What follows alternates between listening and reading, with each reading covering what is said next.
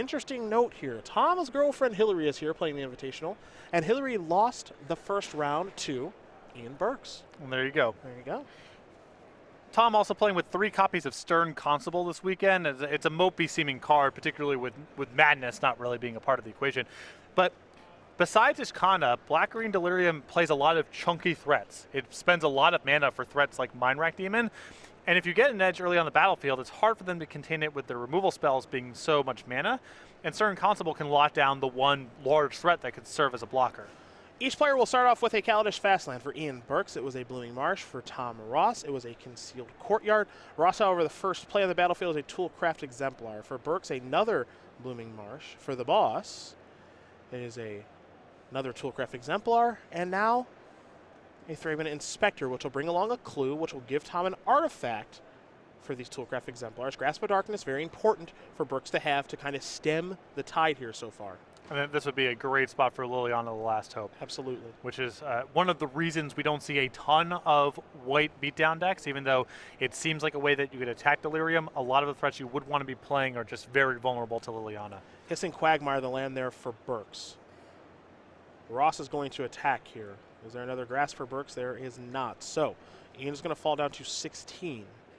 Tom has a follow-up here in just a moment, I imagine. He does have 2 copies of Expedition Envoy in his hand. So he's going to play both of those past the turn back.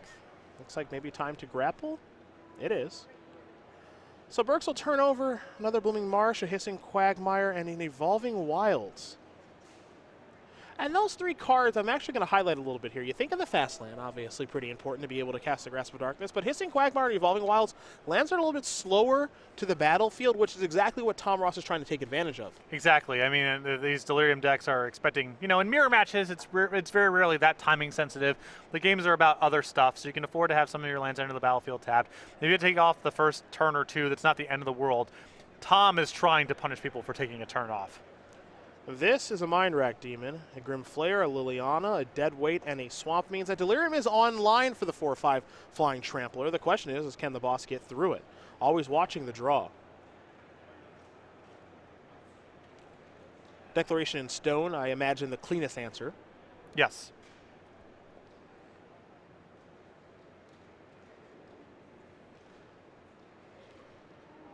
Four copies in the list, not a whole lot of interaction otherwise. The boss is just going to send in here. Mind Rack Demon will block Toolcraft Exemplar. 5 points of damage are going to come through. The follow-up is a Stern Constable. And I alluded to this before. This is a nice way of checking threats like Mind Rack Demon. Not a good answer to Ishkana. Tom really needs to have an overwhelming advantage on the battlefield or Declaration in Stone to manage that. But this does a very good job of answering some of the Mind Rack Demon, Tireless Tracker type of cards that can often be a larger blocker than Ross can punch through. We will take a look at Stern Constable for those who are unfamiliar at home with the 1/1 Human Soldier. You discard a card to tap target creature, but you mentioned it doesn't do a nice job against Ishkana, which has arrived along with 3 spiders. Constable looking pretty poor now on the battlefield. Yep. Tom needs to get out in front of Ishkana or hope that Burks is on one really large threat for this card to do a whole lot of work. Ross will draw a card, Scrap Heap Scrounger. Now, if you think about it realistically, this was kind of the plan here for Tom this weekend, was to get under you as fast as I can. He got to a nice start. But this Black-Green Delirium deck does a really nice job of actually stabilizing things. He played a Grasp of Darkness, did Burks, a little bit of fixing with Grapple, play a Mind Rack Demon. Tom didn't have an immediate answer. Now Ishkana's shown up with 3 additional bodies. But now I don't know if there's a way out. Yep. Tom, Burks did a very good job of managing the early game. Tom has not found one of his power cards in either Always Watching or Declaration Stone to manage this. And you can see he's playing with 2-1 blank against Ishkana. Hard to win those games. Mm-hmm. Stern Constable is going to shut down Mind Rack Demon, discarding a Scrap Heap Scrounger. Oh, combo. Yes. You get it. Yeah. that is certainly a combo. That is sweet. Yep. That is clean living. Ross, however, will take 3 here from Ishkana. A Forest. And okay. A Noxious Gearhawk. Yes, Noxious Gearhawk targeting the Stern Constable. Things I thought I was going to say this weekend. Well, that about sums up this game.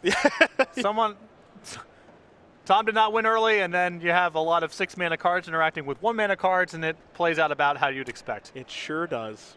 It sure does. Here's always watching. A couple turns too late. No real good attacks to be had here. And really, what Tom is trying to do here with this deck and what Ian is not allowing to do, let's take a look at just cards versus cards. We've got a bunch of mythic and rares on the right side of the battlefield. We've got a bunch of commons and uncommons on the left side of the battlefield. To Tom's credit, it does appear that he has a foil Thraben Inspector. Yes, of so course. he did splurge a little bit. I apologize. I don't want to sell him short. But you see, there's a real difference in power between the cards. Now, if Ian doesn't get the opportunity to cast all of his cards, then it doesn't matter that they're rares and mythics. And Tom is trying to kill you very quickly with commons and uncommons. We've seen him make a career off of doing this.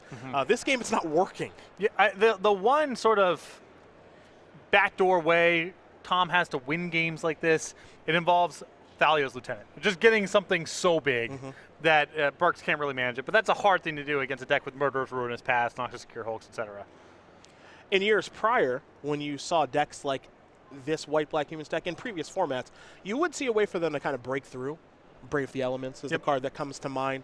There are cards available in this format like that in Key to the City that are not in Tom's deck this particular weekend. As here's our Grim Flayer for Ian Burks.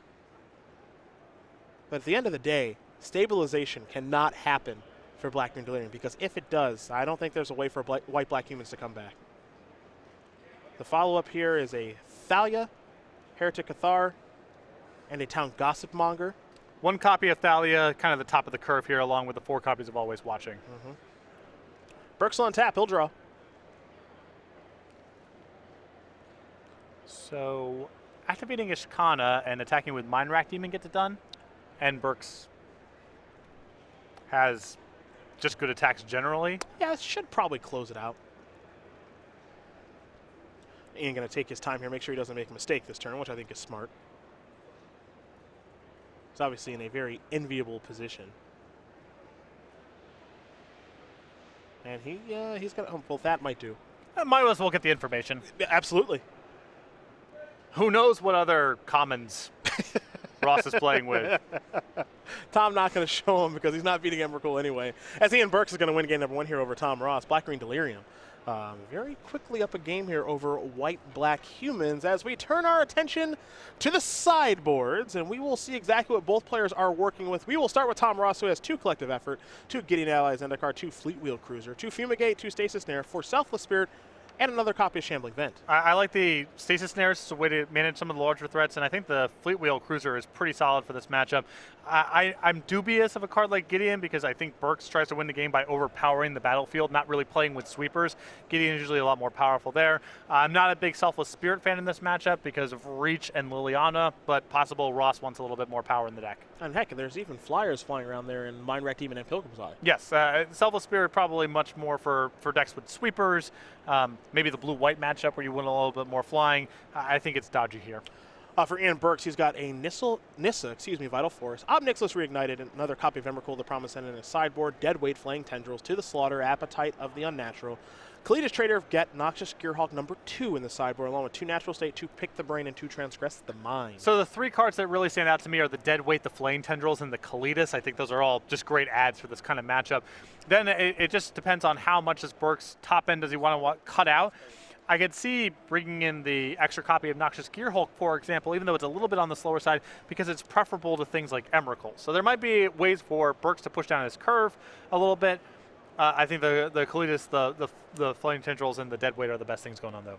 He can get some of the bad stuff out, get some of the good stuff in. That's what these black-green decks do across multiple formats so very, very well. So we'll see Ian Burks attempt to do that as Tom Ross will be on the play.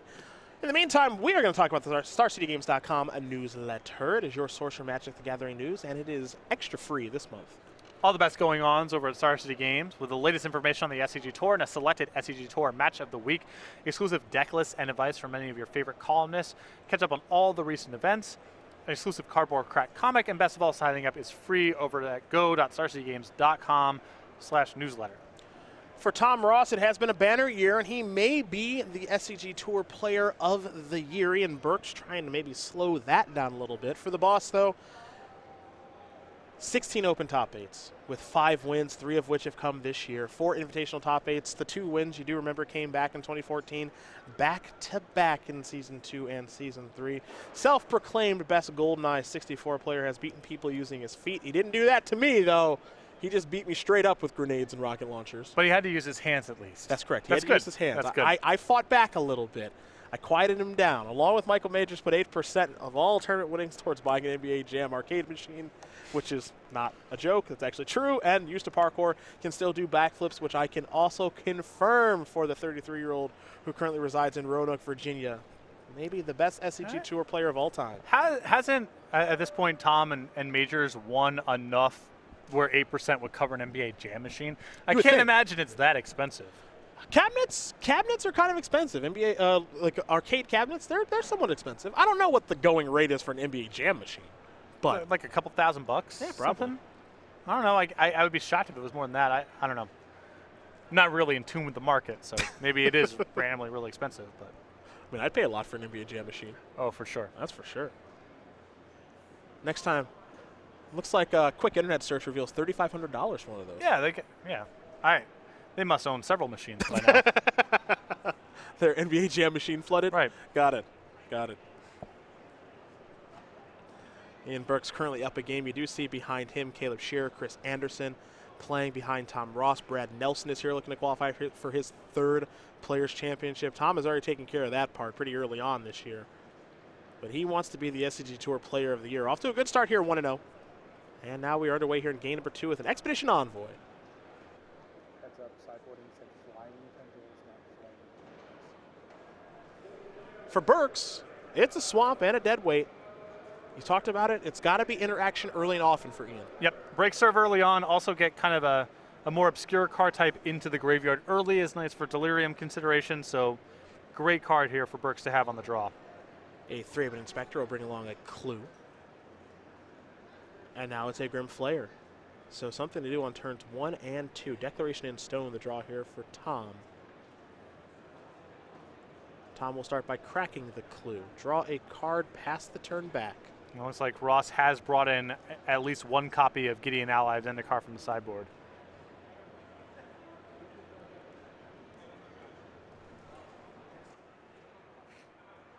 Here comes the Grim Flayer.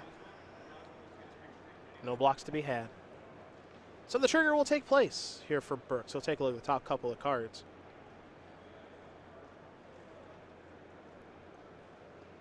And we will see where those are going to go here momentarily.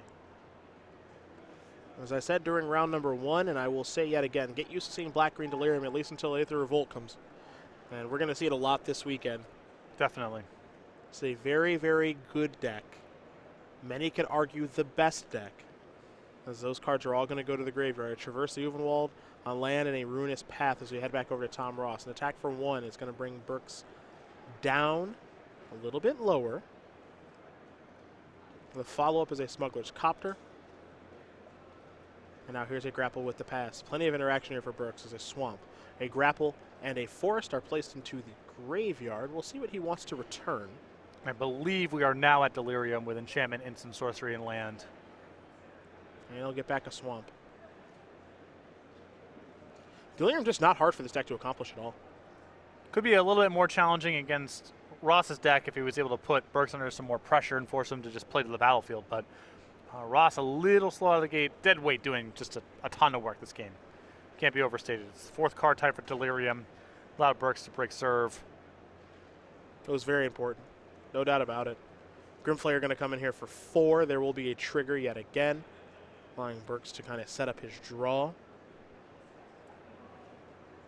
2 cards go to the graveyard, Liliana and a Swamp. 1 will stay on top. Can't imagine what that is, but it can't be good news for Ross. A land and a passing of the turn. We will go to the boss now. He'll draw a card. Shambling Vent has arrived.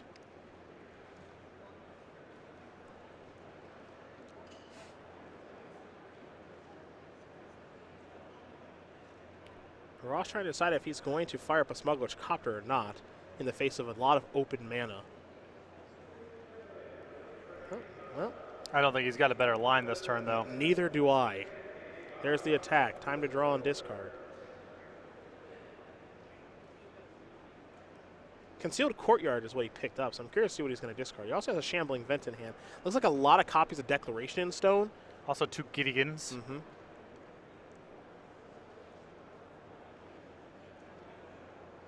I do think he needs to eventually solve this Grim Flayer problem. I mean, the route is, you know, use a Declaration Stone this turn, take care of the Grim Flayer, hope that Burks has nothing really going on, and then the following turn you can play your Gideon. Although I guess that doesn't work because his 2 lands are Shambling Vent and Concealed Courtyard. Yeah, and there's no awkward. way to go 3-4 untapped. Without top decking the land. Right. Yeah.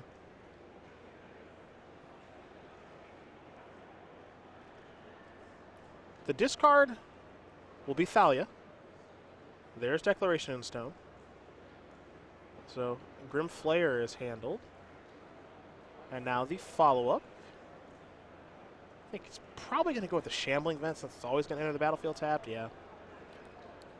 Don't think there's any real way it matters, but whatever. Burks will untap and draw. He cracked that clue. I suppose he would rather loot away the Concealed Courtyard instead of the vents if he just naturally draws a land next turn that comes into play untapped. Sure. Land 5 for Ian Burks. Are we in Ishkana territory? Doesn't look like he has it in his hand just yet. Can't imagine we'd be thinking too long about it if if that was what Burks' turn 5 looked like.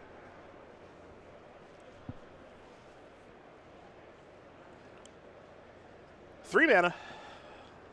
Liliana the Last Hope. Slow down the Thraben Inspector, which means it cannot crew a Smuggler's Copter right now. Yeah, that's not bad. I mean, it forces Ross to play something pre-combat here. It looks like he peeled land number 4, which is huge. Pretty important for a Gideon right now. Gideon is going to bring along an ally with it, I imagine. Well, the other line here is he could just straight up make an emblem this turn. And then that puts... Oh, the Thraben Inspector doesn't come back online. It's -2, -1. Yeah, -2, -1. All right, yep. yeah. Then he has to do it this way. I was going to say, if he can get the Thraben Inspector to clue and have a 4/4 Smuggler's Copter, you can just go after Liliana, and then next turn play your following Gideon. Sure. But that does not work. Well, Liliana's down to 1. And Gideon, along with an ally, Thraben Inspector to Smuggler's Copter, are on the battlefield. So, what was looking hopeless doesn't appear as hopeless anymore. Oh, well, that's good. To the slaughter. Going to take care of Gideon and Thraben Inspector. There's a swamp, and plus and pass. Although not necessarily bad news here for Ross, as he still has the second copy of Gideon in hand. Yes, he does. There it is. So Burke spending a turn and using some resources here to answer the first Gideon is not that bad. Knight ally. Smuggler's Copter will die to a murder.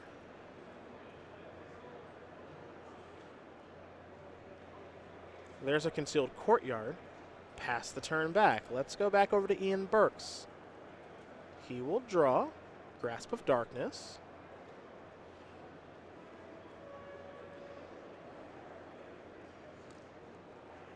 You see, he's the way that he's laid out his graveyard still, as though he has Emrakul in his deck still. Unclear if he does or not. Yep. You should still do it regardless. You at least want to keep up the illusion that it's there. We don't know if it's in his deck still. And there's so many grave digging effects and other sort of things. It's just good to be tracking that sort of thing.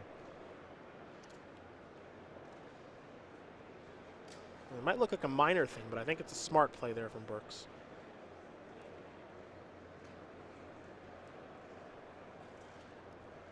For Ian now, what to do is the question. A forest.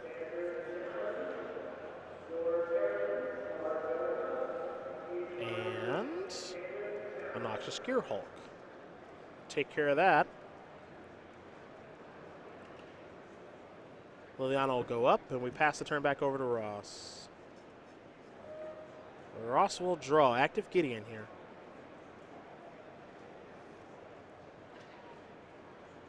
Kind of want to take care of that Liliana. Sequencing is important here, though, and Ross, I still believe, on at least one copy of Declaration of Stone, so he may want to take care of the Gearhulk before combat. Hudson always watching that he's drawn this turn, too. Always watching a touch awkward right now.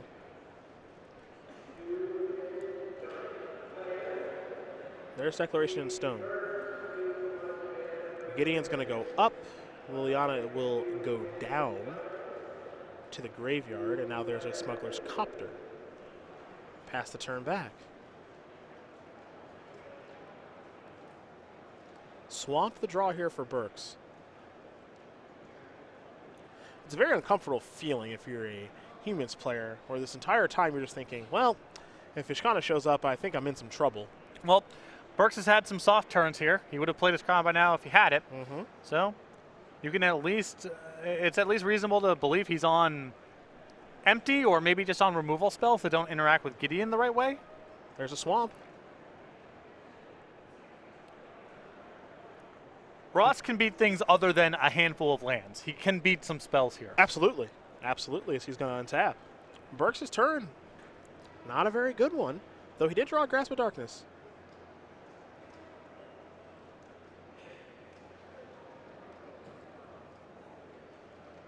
Let's see what Ross can do on this turn. Take a little looky-loo at the graveyard.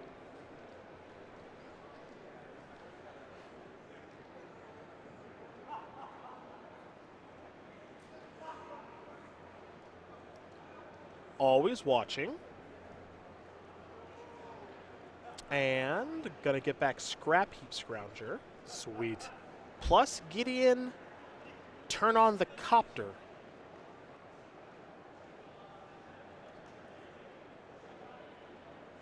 Is it time for a Red Zone March? Looks like it is. There will be a trigger for Smuggler's Copter. Draw and discard a Plains very quickly, Will Ross. And now it's on Burks to react. Grasp of Darkness number 1. Grasp of Darkness number 2 will take care of Gideon. However, a decent amount of damage will come through here in 6, and Burks will fall down to 12. Remember, that token not going to be pumped by Always Watching, but the Smuggler's Copter will. Burks will draw. And now, with Gideon off the battlefield, Burks definitely drawing to his big cards. Well, it wasn't Ishkana, but it sort of was. Though it could be worse than that, potentially. I'm curious to see if he has something like Emrakul still in his deck, if Emrakul is what he wants to find here. He's stopped at Ishkana. All right. There's the Spider.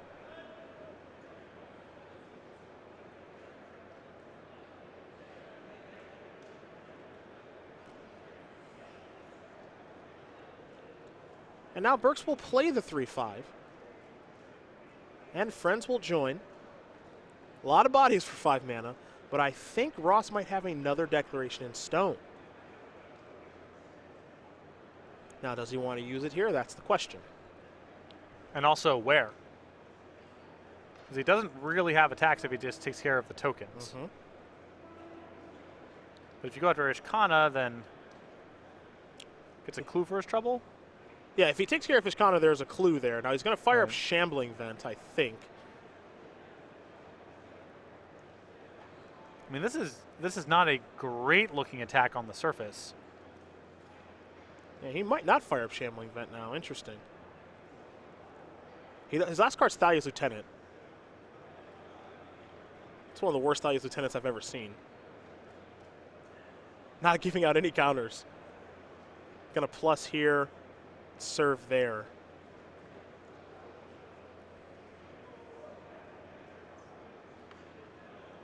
What's interesting about this for Ross is he's going to draw and discard. Concealed Courtyard's going to go to the graveyard. No cards in hand here for Ross. He's just trying to cross the finish line. Yep. And he needs to fade some draw steps here from Burks. And Burks has a lot of good ones. So let's see what Ian can find here as he's at 4 life. Big draw here for him. I believe Grasp of Darkness.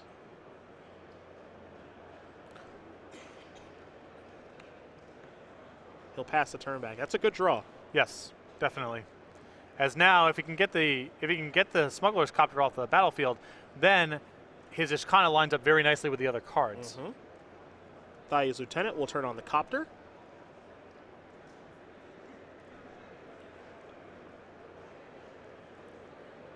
You see, Shambling Vent's going to be a 3/4. The Scrounger will be a 4/3, and the Copter is a 4/4. And between Grasp, Ishkana, and Hissing Quagmire, Ian Burks is actually doing pretty good this turn. So there's Grasp. And Burks was at the tipping point of, do I want to induce an Alpha Strike here, or how much does it matter if Ross gets to loot?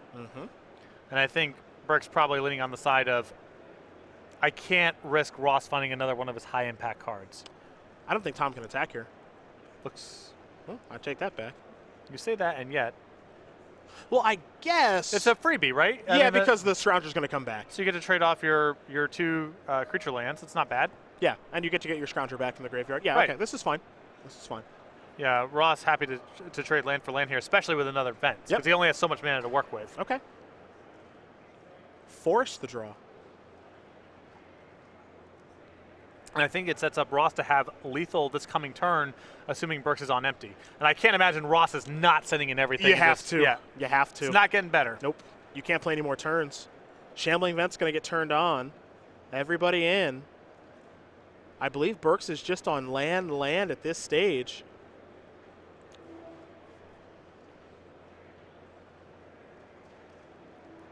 Burks needs a spell here to survive. And that is going to do it. So Tom Ross is going to win game number 2 here over Ian Burks. White-Black Humans and Black-Green Delirium are going to get ready here for game number 3. Pretty fun to watch Tom Ross win a 10-turn game against Black-Green Delirium. That's sweet. As sweet as that is, and I can't argue with you, it is sweet. That was a lot of work to win a game. Sure, but, Burks had a pretty good draw in terms of interaction early on in the game. A dead weight on the draw. I mean, that's not an easy game for Ross to just run him out of the gym, you know? But Gideon definitely pulled a lot of weight there. The reason I bring that up, my question is, where's the easy one for this White-Black Humans deck against this deck? If you're playing this deck, you're obviously playing with the intention of beating Black-Green Delirium, so you're hoping, ideally, to maybe get paired against this deck because you feel like your matchup is good enough. It's a lot of work, it seems like. If they're a little slow out of the gate, and you have something like Stern Constable or Declaration Stone to answer one large threat that they're trying to use to block, Burks is playing a little bit more for this matchup than I've seen a lot of the other lists had. He has a main deck Deadweight and another one on the board, and those are critical cards for the matchups. But if the other player is on some mixture of Ruinous Paths and Murderers, which is typically what I see in these Delirium lists, you can get run over really fast. I mean, Ross's deck is built to beat decks that are trying to stabilize with 3-mana removal spells and 4-mana creatures. You are right about him being prepared for this, however. You mentioned the fact that he's got a Deadweight main, Deadweight board. He's got a Cletus main, another Cletus board. He has Noxious Gearhulk main, as most of these decks do. A Gonti, which is actually okay here. 3 Ishkanas, 4 Grim Flayers, 4 Grass, 4 Liliana. Sometimes you only see 3 of that card. 2 Murders. Like, he's got a lot of stuff here. Yeah, Burks is giving up, I think, some percentage points in the mirror match in exchange for having a better beatdown matchup. So serving him well here, that's for sure. That's for sure. Well, these players will shuffle up here for game number 3. Ian Burks will be on the play, which is exactly where he wants to be in this matchup for game number 3. In the meantime, we're going to talk about the StarCityGames.com, a YouTube page where we've got over 104,000 subscribers, so thank you guys very much, and a lot of cool stuff going on over there. Ton of content over at youtube.com/StarCityGames, including archives for the split-second video series, Versus Series, Commander Versus, Magic Online playtesting, Best of SCG Live, and much more. So you can subscribe today for free over at youtube.com/StarCityGames. Get notified when new content is uploaded to the page. And you know what? I'm going to give a little teaser out here. Okay. Got a little something coming down the old pipeline. Hit me. Are you a fan of Mini Masters? Help me out here. That sounds like a no. I don't know. Mini Masters, you both break a booster pack. You put in 3 of each land, and then you just play. And then the loser gets another pack, and they get to build their deck. Okay. They get to keep increasing their deck. It's very popular. Okay. At Grand Prix and amongst the casual crowd. I am not looped into what is popular in a broad sense.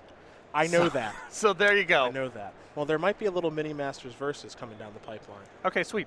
Todd Anderson against Justin Parnell. Jeremy Knoll against Brad Nelson. Some rivalries. Oh, yeah. We're going to do a little cross-promotion. Where casual intersects with competitive. I know everyone's going to be rooting for the Commander versus players, which is totally fine. Of course. Totally fine. How could you actually root against Stephen Green to beat Tom Ross? You want Stephen Green to beat Tom Ross. Plus the trash talking. Oh, yeah. In that matchup in particular. Get the bleep box ready. Ian Burks is going to play Deadweight yet again. 1 mana removal spell, so efficient against this human's deck. His mana is lining up pretty well with Hissing Quagmire and Blooming Marsh, and now there's a Traverse the Uvenwald to find the 3rd land that he may have been missing. And there's the basic swamp. For the boss, he'll draw a card. Looks like a Stern Constable.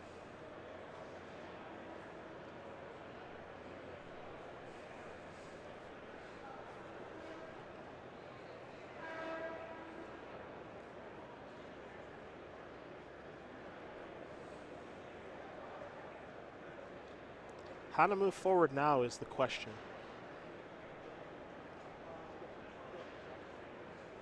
Ross needs to set himself up to sort of preemptively respond to Burks' future plays. Yep.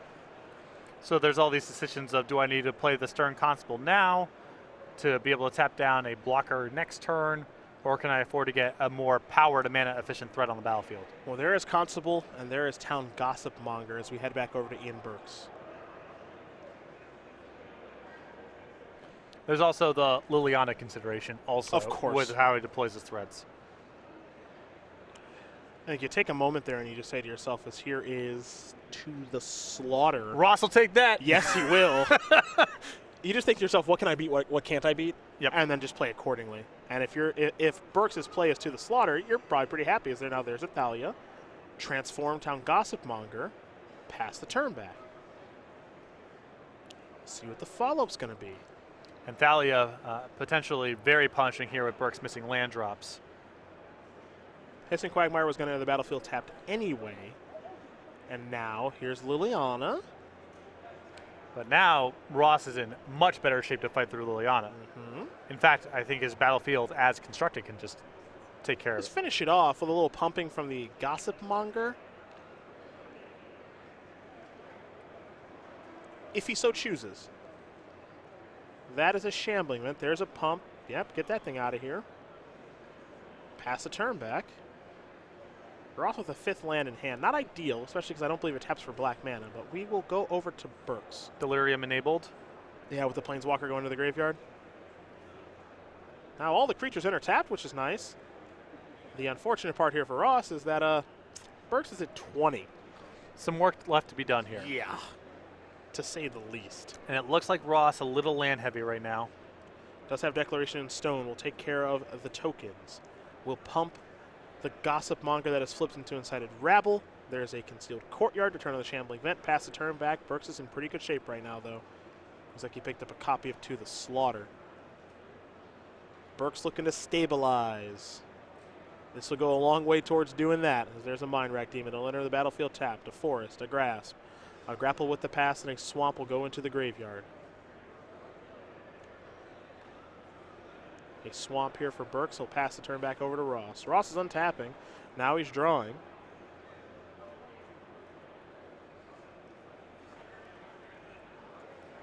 This is a Thraben Inspector. That is a collective effort. Let's take a look.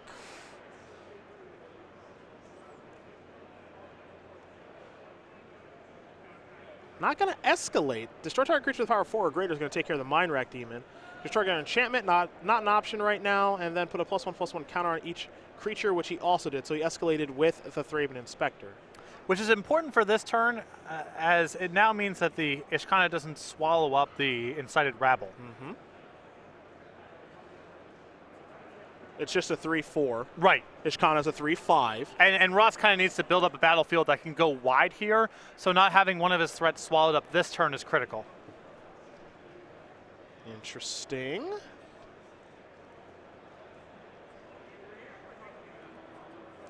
Safe block here. Yep. A Forest and I believe a Grim Flayer now here for Burks.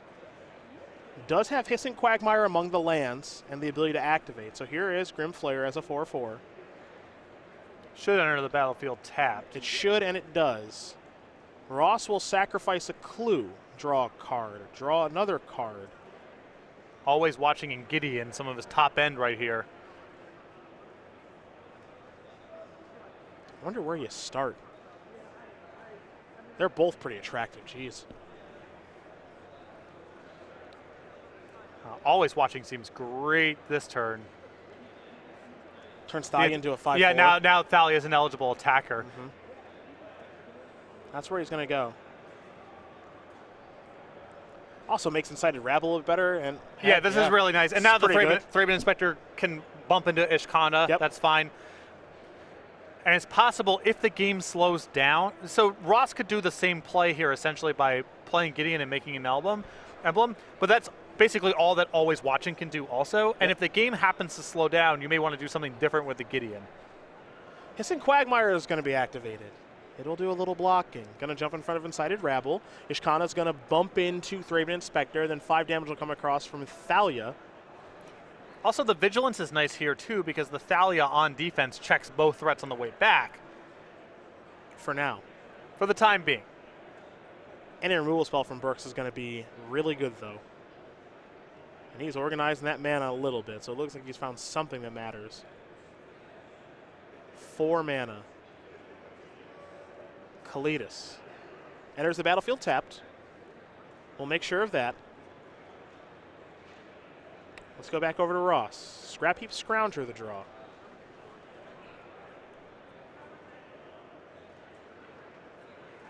Still clear for takeoff with Thalia. Yes. If there's a double block, first strike damage to Grim Flayer. Not enough power kill left. it. Yep. And this is why it's good to sit on the Gideon here, because now with the game slowing down a little bit, Ross might want to make some tokens instead of just firing off an emblem.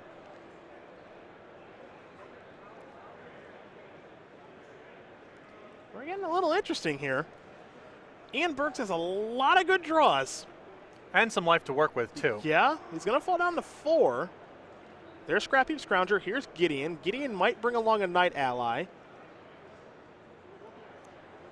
And it looks like it will, and now we go back over to Ian. So he'll untap. It's a draw step.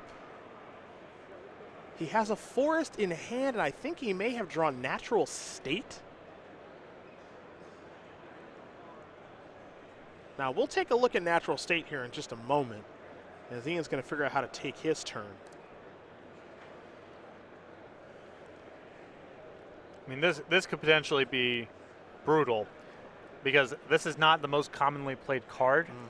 And if Ross makes an attack, assuming that Burks cannot interact with Always Watching at instant speed, it could go really badly. And if Ross has an Alpha Strike that's barely good enough to make and something bad happens, the whole game collapses because Kalidas is in play. If I'm Burks, I'm just hanging back. I am hoping that Ross makes an attack where you get to blow up the Always Watching and get some very good blocks as a result.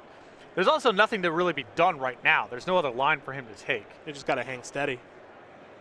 Oh, boy. And you know, if you're in Ross's spot right now, you're thinking, okay, what's the implications of a removal spell? Maybe I can't beat a removal spell anyway, et cetera, et cetera. You are probably not thinking of the implications of what happens if my Always Watching is destroyed. And that may end up being worse, because Ross's creatures right now are just barely sized enough to be good enough to play in combat. Well, he's going to turn on Shambling Vent. He's going to fire up Gideon.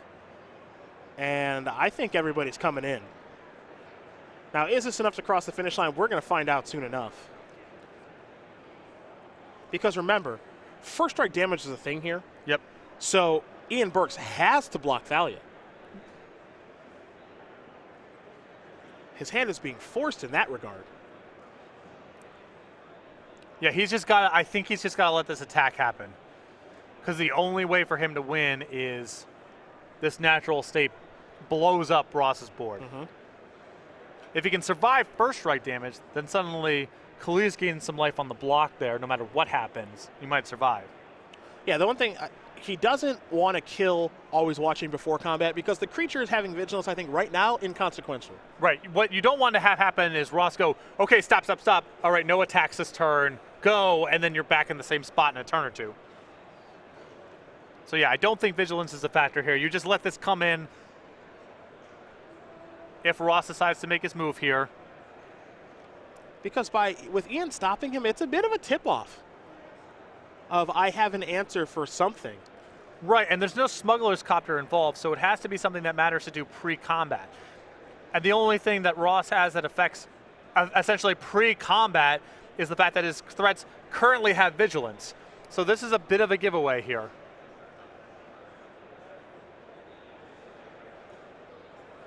Now that is interesting. It looks like the only thing that attacked was Gideon.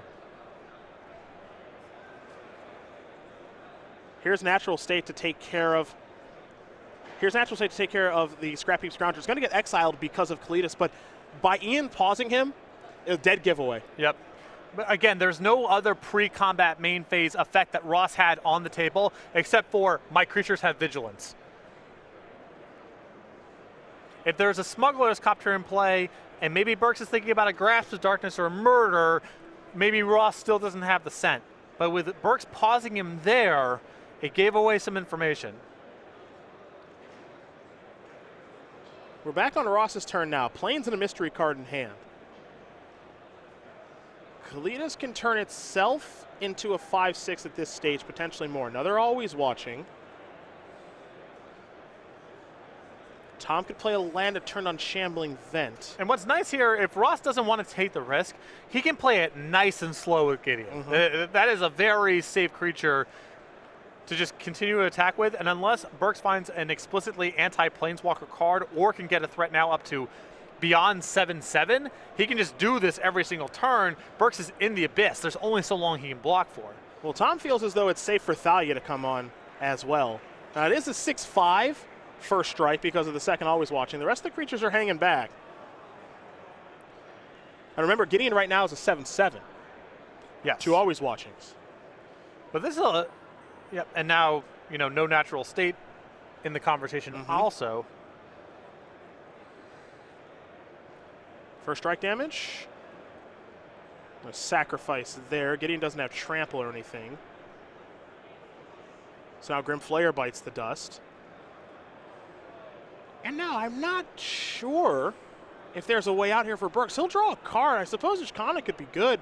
Evolving Wilds is about as bad as it gets right now. There's a Blooming Marsh. He'll pass the turn back. Ross is going to untap and draw here. Other Plains doesn't matter all that much. I was wrong about these Gideons. They had done some serious, They've been really good. Serious work here. CPL White Blue Flash. Yep. It is the best Gideon deck in the format. That's what many say. Can Tom try to come across here with everything and clean it out in one turn? He's going to fire up Shambling Vent. I think he might try. Remember, with the fact that Kalidas has lifelink, it's an automatic 5 life. Right. Potentially more. But Thalia's got to be blocked by something pre-combat, or in the first stage of combat, because of first strike damage. And it looks like Burks only has a Hissing Quagmire to activate. So, here is that. Oh, this is an insane attack from Tom. So, Gideon has to be blocked by Kalidas. Yep. Well, actually, no. So the block has to be Quagmire on Thalia, so that you don't die. Because if you block Thalia with Kalidas, first strike damage takes lifelink out of the equation. Yep. If you block Gideon with Kalidas, Gideon doesn't take damage, so lifelink is out of the equation. It's the biggest creature. So there are no good blocks. Yeah. Both the ways he has to block involve Kalidas generating nothing. Yeah. So this is just perfect.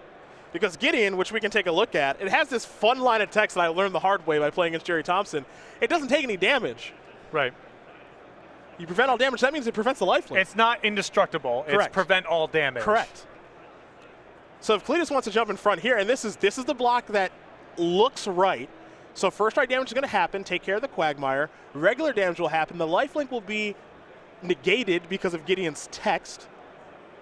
And this should be a win here for Tom. And I'm sure Tom knows how his Gideon works. And that is going to do it. Tom Ross going to win this match here over Ian Burks. 2-1. White-Black Humans will take care of Black-Green Delirium. And for Ross, who's looking to be that SCG Tour Player of the Year, it's a 2-0 start. That's the perfect Tom Ross win there. Just by the skin of the teeth, managing combat well, took some risks early on in the game. You know, I think that if Burke had Liliana on turn 3, it would have been very hard for Ross to win. His draw was not set up to really